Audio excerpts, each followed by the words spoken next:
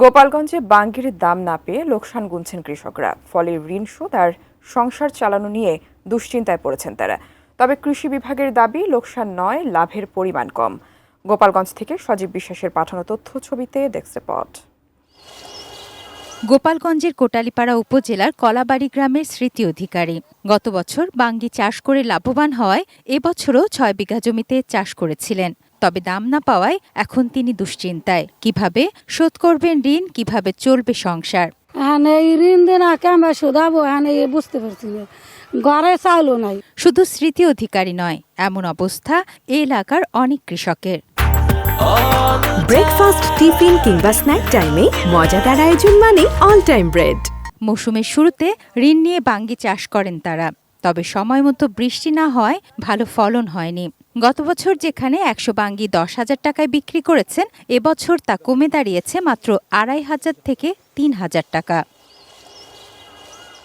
তার উপর বীজ, সার ও জ্বালানি তেলের পাশাপাশি বেড়েছে মজুরি খরচও।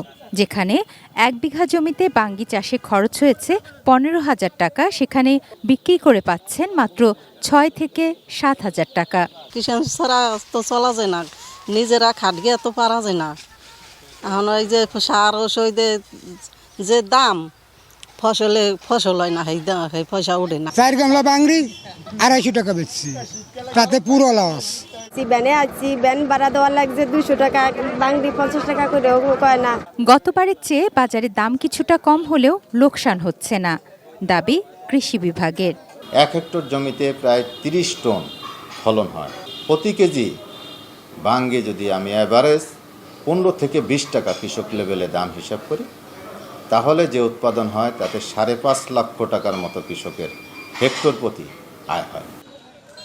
তুনাজ জিনা তনু, ডেস্ক রিপোর্ট, ATN নিউজ।